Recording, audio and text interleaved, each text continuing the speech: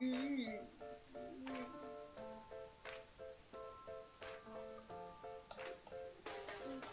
Mm.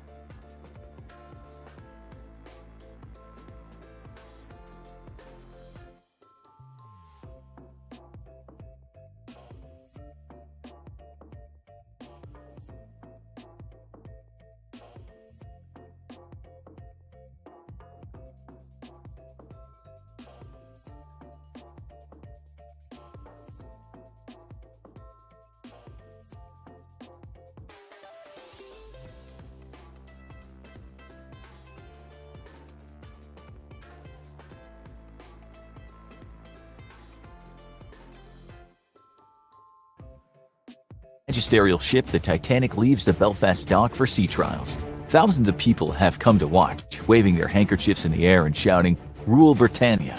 Some of them chase the ship down the slipway as she slowly moves away. Not one of them could ever expect that such a behemoth of a vessel would end up at the bottom of the icy cold ocean, dragging countless people to the depths with it. April 10th, 1912.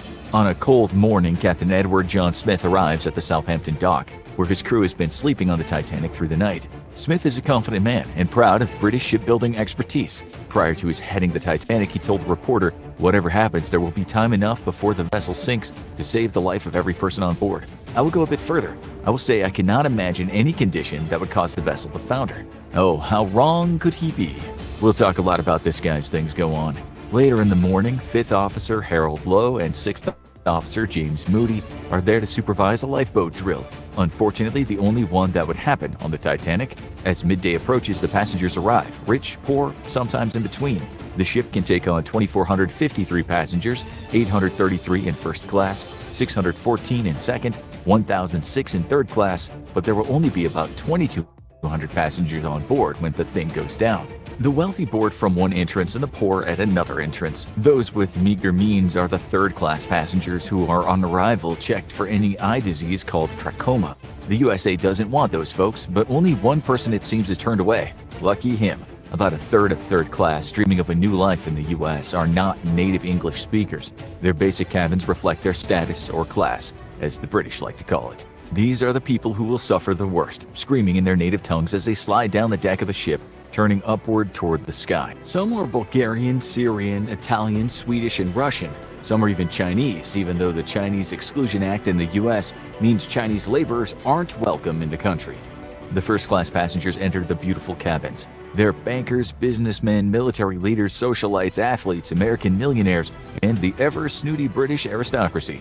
This is the who's who of wealthy society, and many have arrived with personal nurses, valets, chefs, and chauffeurs. On the ship, they'll enjoy Turkish baths, a gymnasium, a squash court, a saltwater swimming pool, and even the first-class kennels for their beloved pooches. For their trip and ultimately their death, some of them have paid around $90,000 in today's money.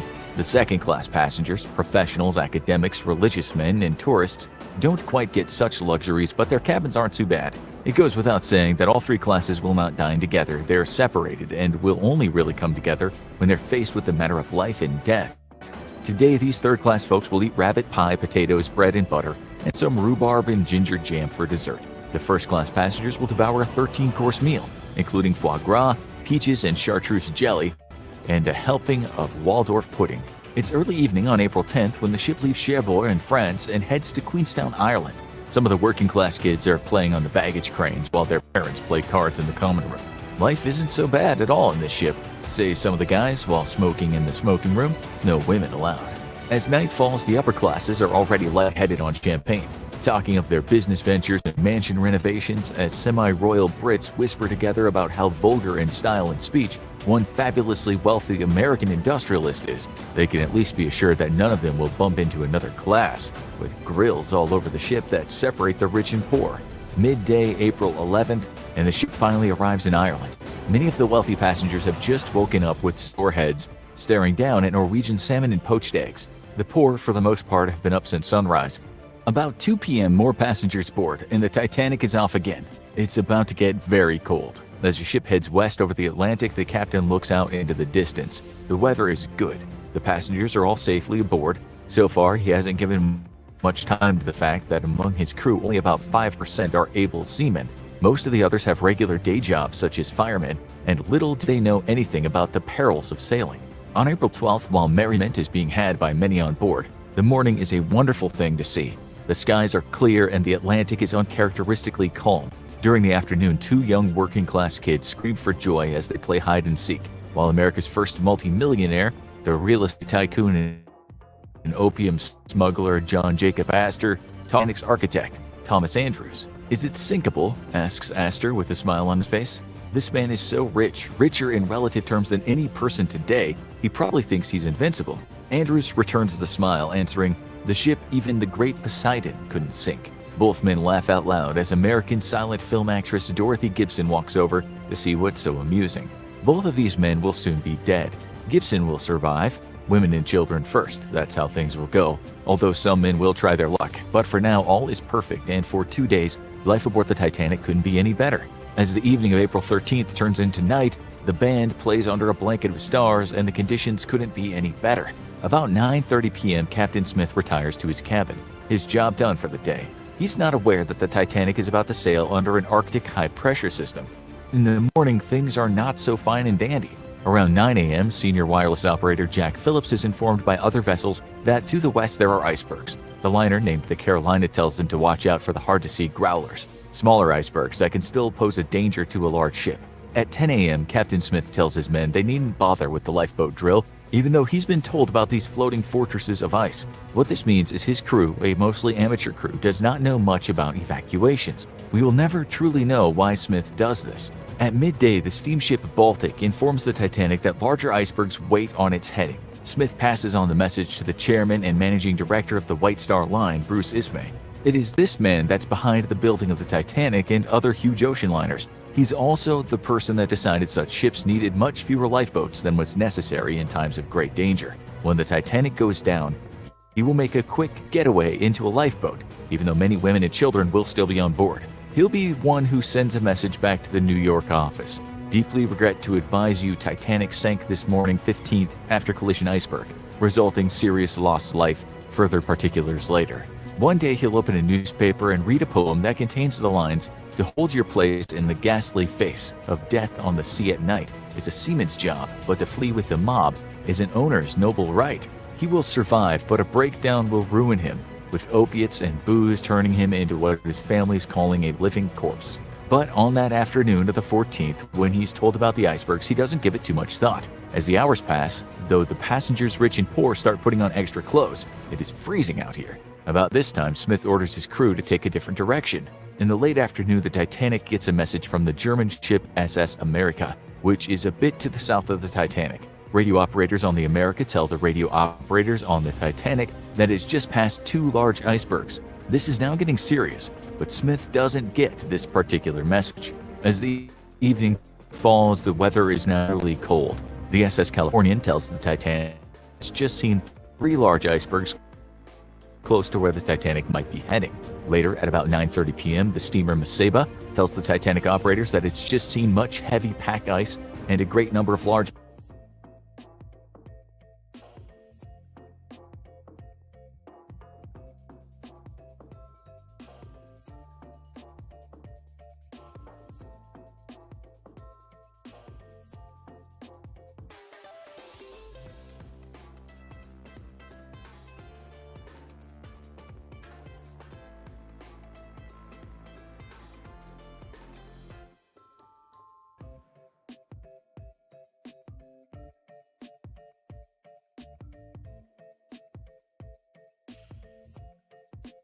become a hero of the evacuation of Dunkirk in World War II. Just before his shift is over, he tells the lookouts to keep a sharp lookout for ice, particularly small ice and growlers. Once Murdoch is on watch, his nerves become jangled. Danger's out there in the ocean, but it's a danger that seems cloaked in invisibility. As he looks into the distance at around 11 p.m., the majority of the passengers have retired to their cabins without an inkling of the precarious position their lives are in. 2 lookouts named Frederick Fleet and Reginald Lee are now in the Titanic's crow's nest. They struggle to see any icebergs, mainly because of the fact that the sea is so calm, which means the water isn't hitting the ice and making a splash. It doesn't help matters that they don't have any binoculars. The guy with the locker key where they're kept has them, and that's no use now. They're all alone as the Californian now turns off its radio. At 11:30, Lookout Fleet rings the bell. He's just seen an iceberg and the Titanic is heading right into it. Fleet asks the bridge, "Is there anyone there?" He then hears the reply, "Yes, what do you see?" To which he responds, "Iceberg, right ahead."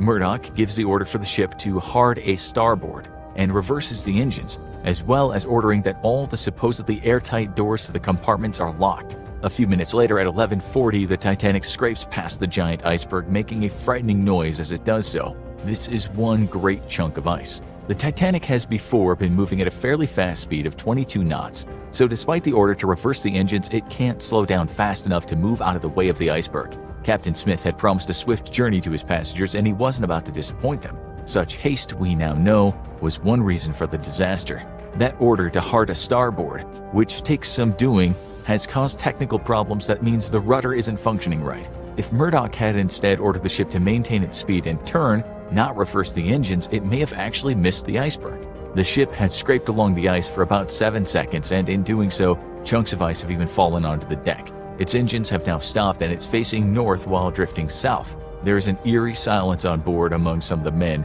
and a feeling of great anxiety. They have every right to feel anxious because a large rip has been made in the hull. The hole below the water is about 12 square feet, although the tear stretches for around 300 feet. Why a hole has been torn through such a tough ship will be debated for many years to come. Ships just as strong will later get through whackings and survive. But that's the future, and we're not speculating today. Many of the passengers feel a thud as the ship makes contact with the iceberg. More so, those on the lower decks. The Titanic is taking on lots of water, something not evident to many just yet. 7 tons a second are flooding into the ship, which is much faster than it can be pumped out. By about 11:50, so much water has been entering the ship that the front part has risen. In a boiler room, all hell is breaking loose. Second engineer J.H. Hesketh and leading stoker Frederick Barrett are both blasted by icy water and get out of the room just in time. They're now aware, as are the other engineers that know what's going on, that if the freezing cold water hits the hot steam, an explosion could blow them to pieces, although most of them are soon to die anyway. Some of them have been ordered to vent the steam so as to stop an explosion. All of them are now up to their waists in water. The main problem is what's happening on the 16 lower decks, not up top, where many people have not even batted an eyelash over the crash. The third-class passengers are down below, most of them on F deck, with some on E deck, along with second-class passengers. D deck contains a number of rooms, including the first-class dining saloon. Deck C is home to a library and a lounge for second-class folks, as well as an all-male smoking room for third-class passengers. It isn't until you get to Deck B that you have the first-class cabins and suites, as well as the a la carte restaurant, Café Parisien. Deck A is for the first-class promenade, and among other things, the all-male first-class smoking room.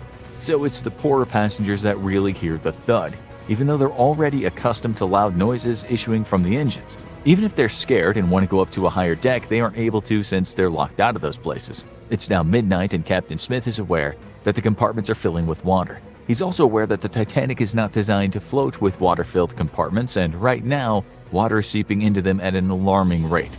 Once one is filled, the next one starts to fill, with experts later saying the effect was like that of filling a tray of ice cubes. He orders the lifeboats to be prepared for an evacuation, but the fact is there are only enough of them for about half the crew and passengers. You already know why. Meanwhile, the radio operators are busy putting out CQD calls. The D stands for distress. The closest ship, it seems, is the Frankfurt. It's about 170 nautical miles away to the south of the Titanic.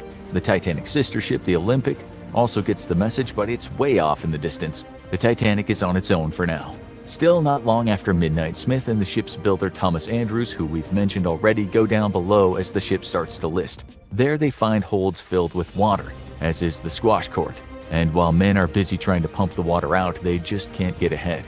The first-class women and children are now on the deck waiting for lifeboats, with many of them in tears, clutching to one another.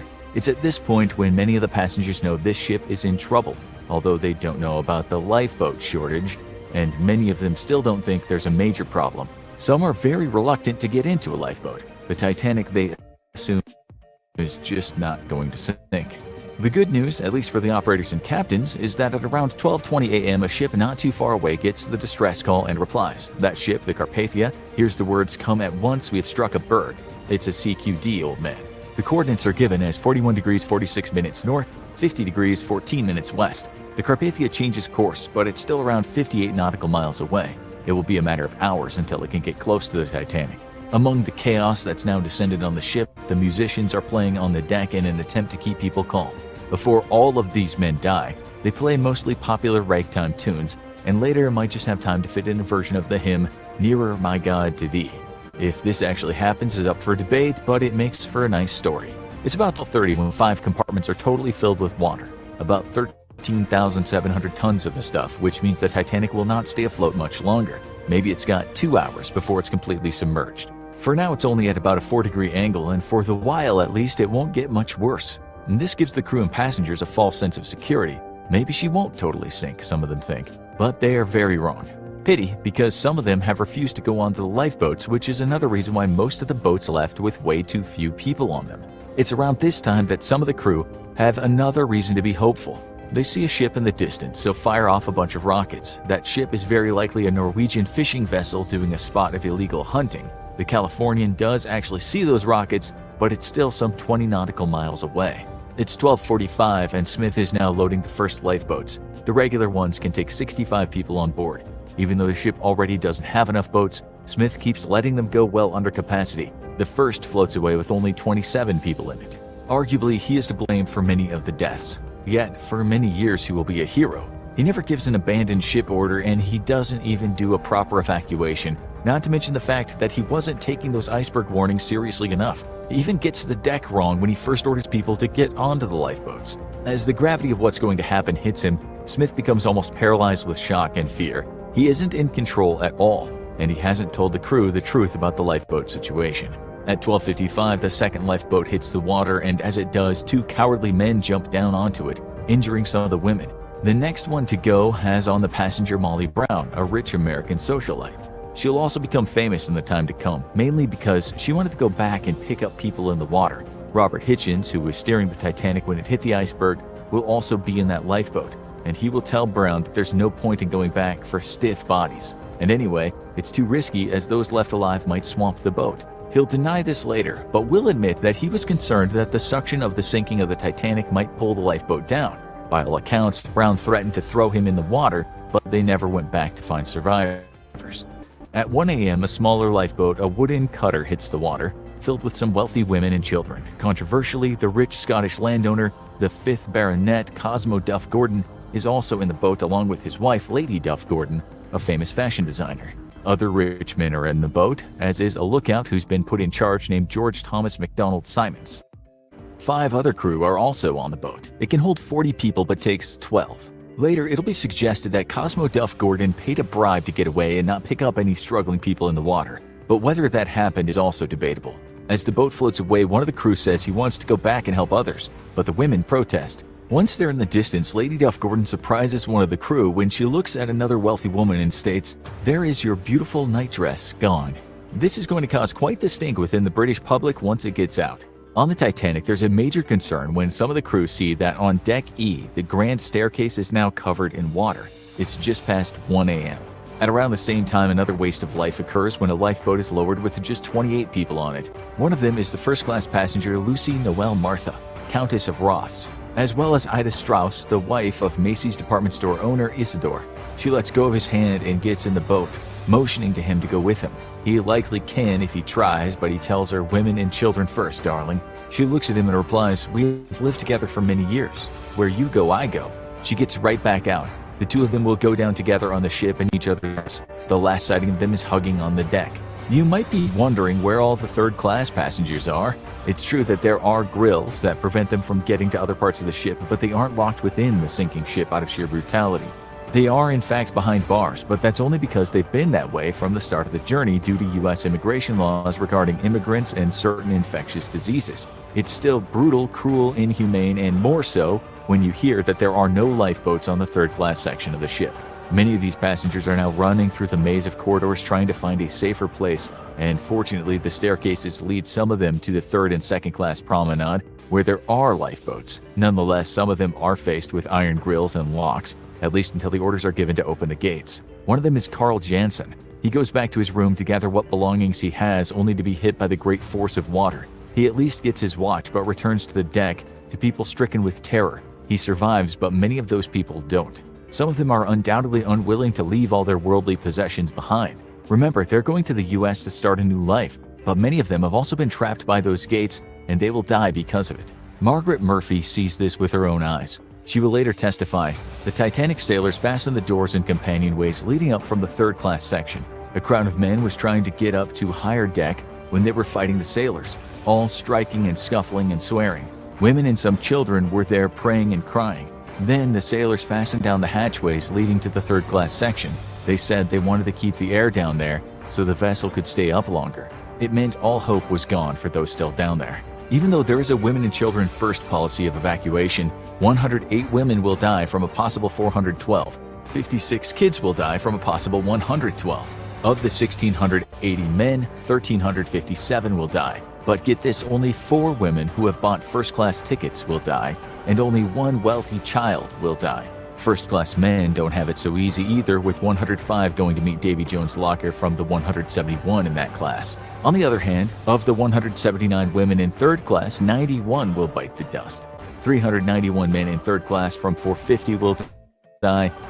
55 out of 80 kids with the cheap tickets will also perish. So yes, while investigations will later rule that there hadn't been any malice against the ship's poor, the game on the ship had been quite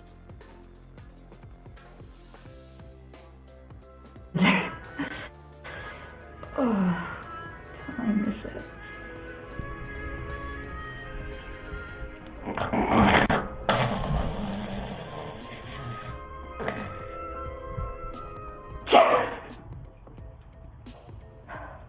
This is my chance. Finally. There is no way. There is no way in hell. Why? Why are we? No, no, no, no, no, no, no, no, no, no! Fuck, but Jane's voice is my alarm. Somebody shut the f*** alarm. You? You shut up yourself. Thank you. What? What are you doing in my room? And why are we... Why the f*** is all much still?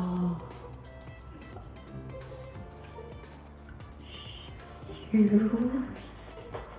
Oh, Serge, come here! Wait, why the f*** are we handcuffed? Yeah, why are we? What did you do? I didn't do Think I'd do this. Okay, yeah, maybe not. What are we supposed to do with this? I don't know. Genius. Come up with something then, I guess. I didn't even finish 7th grade. Okay, listen, we hate each other. Okay. I hate to admit it, but this is the only time we have to do teamwork here. Teamwork! Do you want to get this off? Teamwork with you. Do you want to stay like this? Fine, no I don't.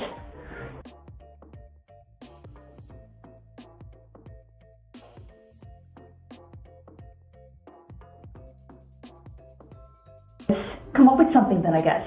I didn't even finish 7th grade. Okay, listen, we hate each other. Okay. I hate to admit it, but this is the only time we have to do teamwork here. Teamwork! Do you want to get this off? Teamwork with you. Do you want to stay like this? Fine, no I don't. Just say, You look like I want to, of course.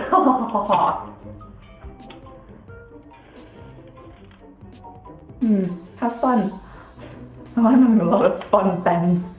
For this one, Jeff has been the only one I have wanted to, like, you know, okay, I'm not utterly, like, you know. Did you see that?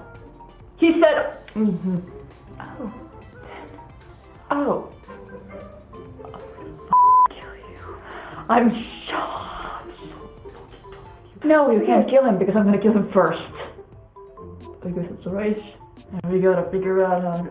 I'm not going out like this! Oh yeah, and me neither. Do you think I want to be seen together with someone like you? Listen, gotta find Ben somehow and get him to at least. Do you think he's gonna remove it? I can bet that he's like gone. Because he knows what's coming for him. It's not that stupid, sadly.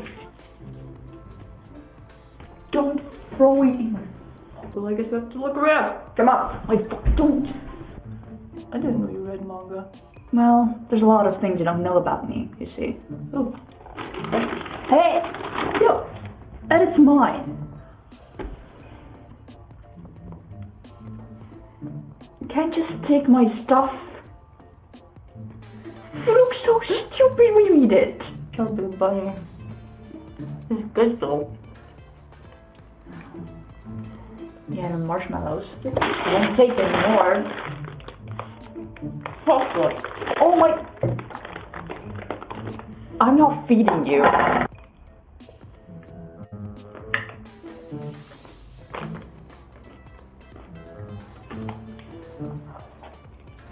Don't.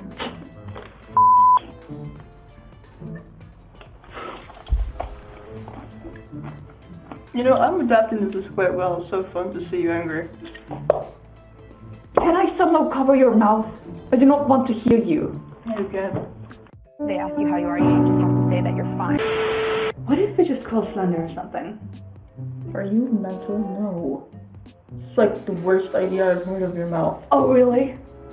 Yeah. Do you have any better plans? Do not suffer here? What do you tell Slender? What is he gonna do? He's either gonna help us or he's just gonna not help us. It's not gonna help us. Well, at least it won't make anything worse. Hey, I decide what I do with my phone, okay? Oh, yes, that's me.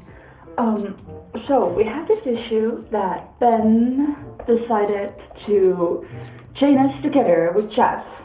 And it is becoming quite terrible. More terrible than it has ever been. Could you please help us out a little? You know? Please.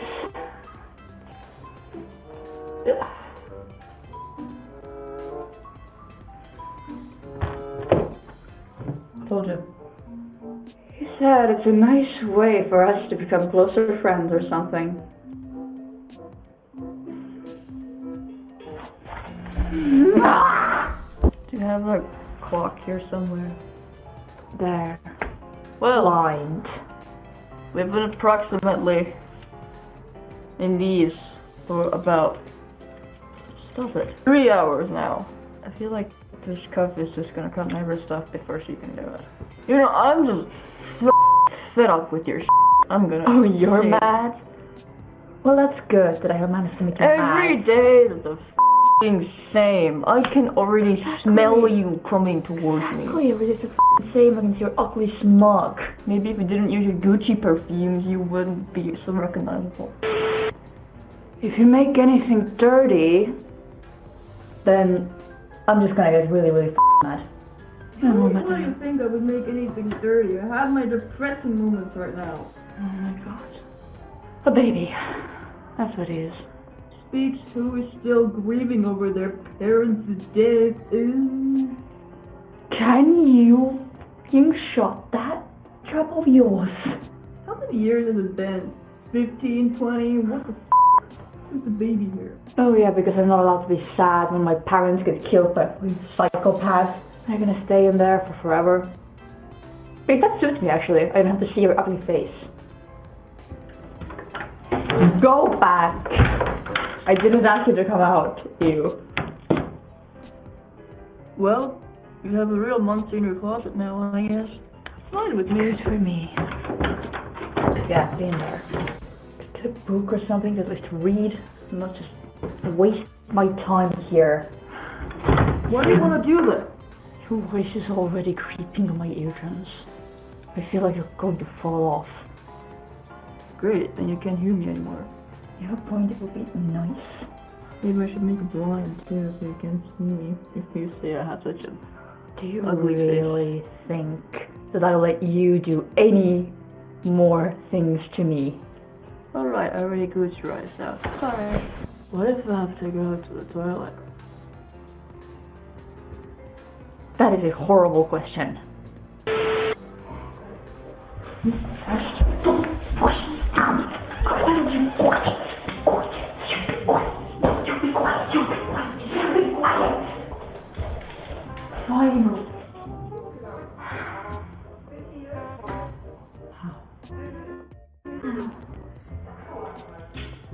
How far does this reach?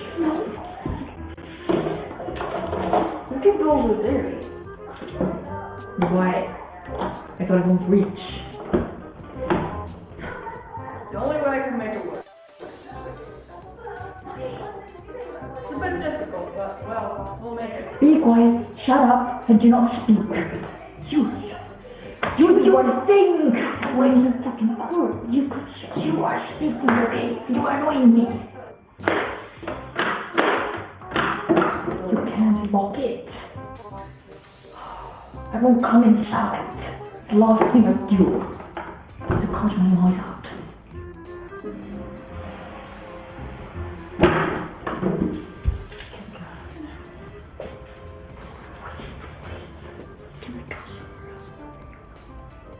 Where?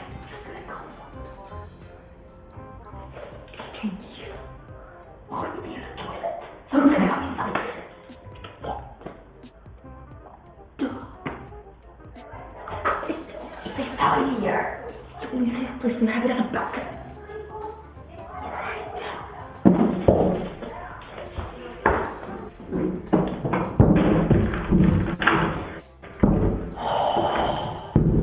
And what are we gonna do here?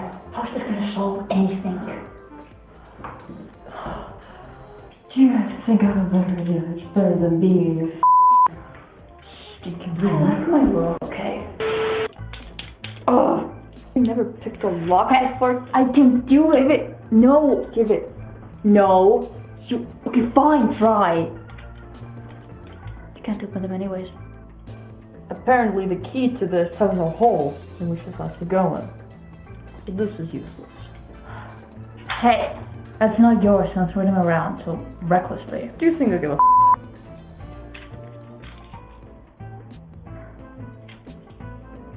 What are you doing? Stop it.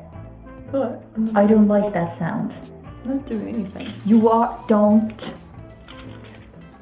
Stop it. Okay.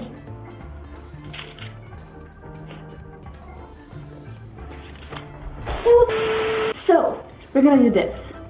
You are gonna go left, and I'm gonna go right. Got it? Okay. Okay. You're supposed to. This is not. That's not left. That's not left. Oh, that's left. That's left. Okay, 1, 2, 3. Oh no!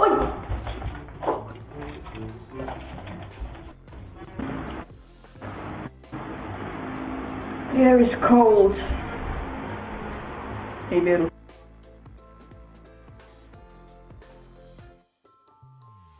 "23 hours since this. Still haven't found a way to..." Eternity later. Yeah, I don't think this is working. It's been 23 hours since this. Still haven't found a way to get it off. Oh my god. What? What? Is this? Give it. Give it. Jesus! Give him. Should have thought of it before. Of course, Ben loves those moments when you're like, where are the keys? And then you just find them. In the most stupidly easiest way. Nope. You're not getting it, by the way. You're not getting it. You're not getting it. You're not getting it. Give them. Give them. Suffer. Give them. Suffer. No! Get it. Lovely. Bye. I will never. I did not have fun. You love it. No.